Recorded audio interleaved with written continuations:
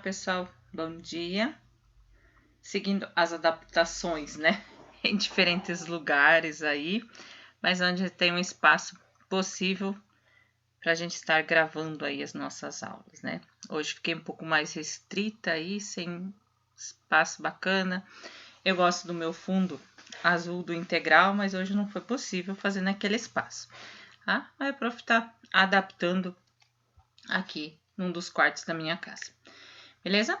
Pessoal, a partir de agora vamos entrar num assunto, não um assunto novo, né? Mas encerramos uma etapa com a primeira avaliação e a partir de agora eu pretendo fazer as aulas nesse modelo. Vamos ver se vai dar certo, né? E não mais com os slides em si. De repente, mais aulas ao vivo. Vamos ver como é que vai funcionar, tá? Mas tentando mudar um pouquinho aí.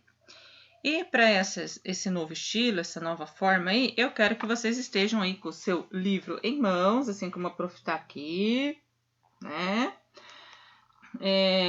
Sei que aqueles depois, mesmo no chat, lá estão sem o seu livro e tal, né? Não, já pega ele aí, já tira da gaveta, pega o marca-texto e vamos começar grifando aí algumas coisas, né? Existem possibilidades aí, né? Hipóteses talvez de retornos e tal, e nós temos que ter o nosso livro lá dentro daquele padrão que era o retorno, não é verdade? Vocês têm lá capítulo 17, então, no livro, na página 66. Tá? Na página 67, no texto de abertura do Brasil na Segunda Guerra Mundial. O texto de abertura, ele vem falando a respeito da guerra, como sendo uma guerra, um conflito militar total e global. Aí vocês vão pensar assim, mas global? Como que global? Por que global? Lógico, as batalhas elas não aconteceram a nível global. Porém, os países acabaram sendo atingidos de uma ou de outra forma aí, eles foram afetados. Tá? Então, por isso que alguns historiadores vão considerar isso como um conflito global. Uma outra informação que esse texto traz para nós é que, segundo o historiador Eric Hobsbawm, que é um historiador aí contemporâneo, ele vai estar falando que para você ter um conhecimento da guerra, ou para você vivenciar a guerra, você tinha que ter um conhecimento geográfico muito grande, para você saber o desenrolar da guerra, né? Quais os lugares que estava passando, onde estavam acontecendo as batalhas. Então, algumas ilhas assim pouco conhecidas houveram batalhas, né? Deserto teve batalhas, então exigiu das pessoas que quisessem acompanhar o desenrolar da história da guerra ter um conhecimento geográfico, tá? Aí na página seguinte, na página 68, tá? Vocês vão deixar grifado lá o primeiro parágrafo. Quando fala Relações Internacionais do Brasil no período pré-Segunda Guerra Mundial. Ou seja, como estava o Brasil antes de começar a guerra. Tá?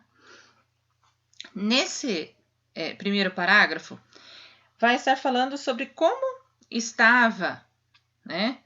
Que depois da Primeira Guerra, muitos países estavam destruídos. Isso a gente já veio falando faz um bom tempo, né? Havia uma destruição parcial, digamos, da economia, né, das grandes potências. E aí, precisava se lutar para se reerguer essas potências, para melhorar esses países. Aí, por um lado, os estados que tinham colônias precisavam fortalecer os seus laços e proteger esse mercado colonial, e os países não colonialistas, eles tinham que estabelecer novos contatos ou, né, consolidar ainda mais as relações comerciais que eles já tinham antes da guerra, tá? Para tentar se equilibrar aí. E aí, nesse contexto, tá? A América passa a ser um interesse. Nesse interesse, a América Latina, né, o Brasil, passa a chamar a atenção. Então, o Brasil, ele passa a interessar tanto para a Alemanha quanto para os Estados Unidos.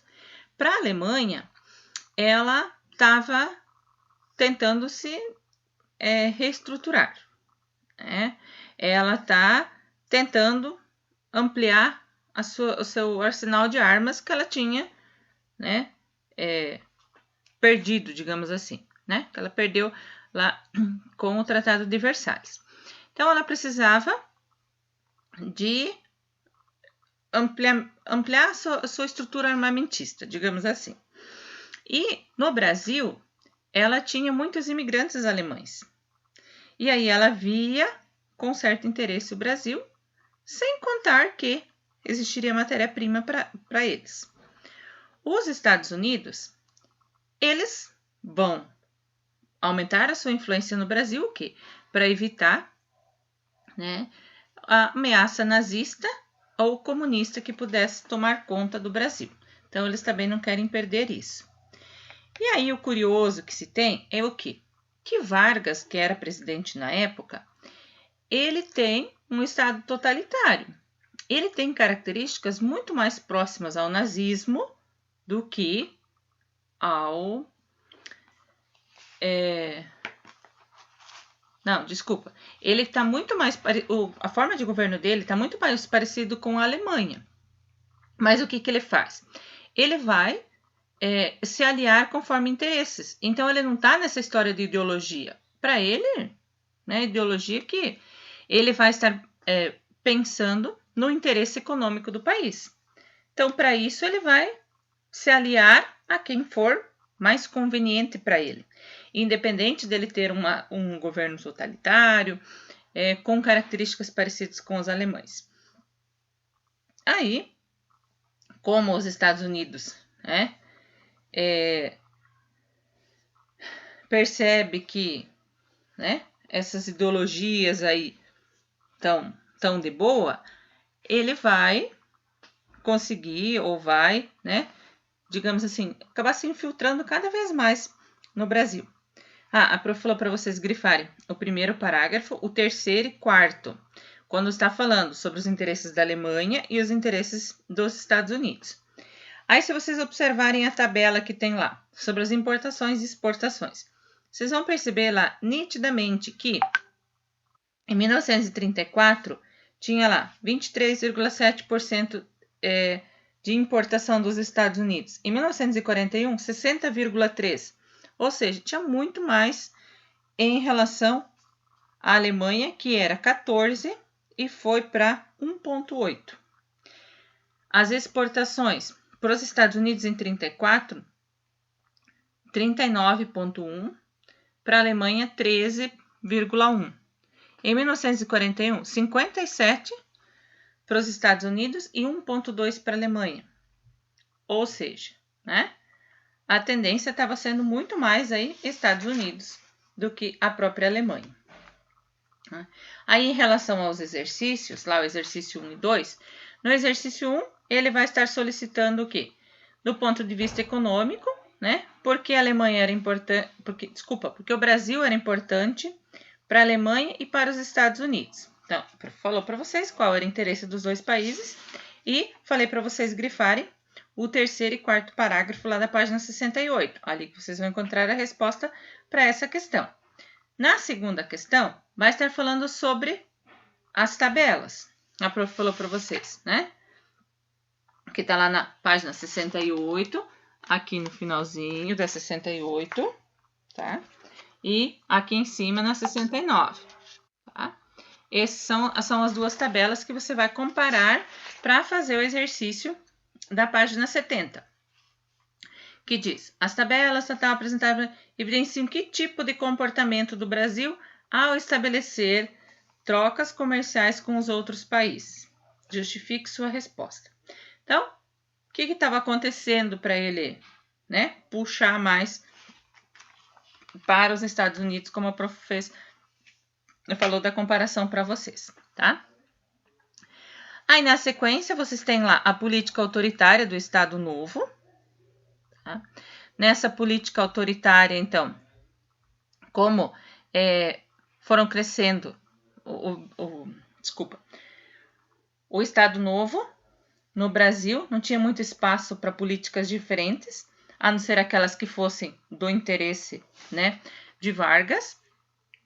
Isso fez com que fossem proibidos vários partidos, vários movimentos, para ter um controle.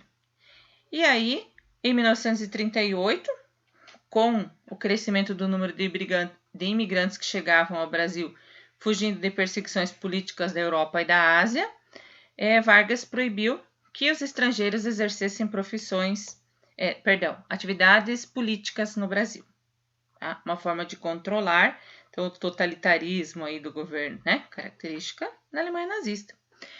E aí, em 1938, percebendo que uma guerra seria inevitável, os Estados Unidos começam a pressionar o Brasil a tomar uma posição, né? Começa a apoiar o Brasil, dá a oportunidade do Brasil negociar com os Estados Unidos e ter alguns benefícios econômicos. Porém, o que os Estados Unidos estavam querendo fazer com isso? Manter a hegemonia dele sobre toda a América. Tá? Ele faz uma política de boa vizinhança, mas o objetivo dele estava sendo, né, tirar os seus proveitos aí. Na página 71, vai estar falando sobre o rompimento entre o Brasil e a Alemanha. Tá? Esse rompimento, né, os Estados Unidos começam a pressionar o Brasil, para o Brasil então romper com a Alemanha, e o Brasil vai começar, então, digamos, a se aproveitar também da situação, né? Começa a pressionar, digamos, né? Começa a negociar com os Estados Unidos a liberação de crédito para ele construir a Companhia Siderúrgica Nacional. Porque a partir dessa Companhia Siderúrgica Nacional, o Brasil seria, então, autossuficiente em aço. E a partir desse acordo, então, assinado com os Estados Unidos, né, ainda o Brasil venderia produtos estratégicos, ferro, borracha, cobre, zinco e tal, exclusivamente para os aliados, que eram aqueles que estavam junto com os Estados Unidos. Tá? E ainda que os Estados Unidos podiam construir bases militares no Nordeste brasileiro. Tá? Logo quando o Brasil vai romper com a Alemanha, ele vai manter uma postura de neutralidade, mas depois que houve uma série de ataques a submarinos, a embarcações brasileiras, né, por parte de submarinos alemães, vai fazer com que o Brasil, então, acabe entrando na guerra, né, rompe, então, oficialmente as suas relações com a Alemanha.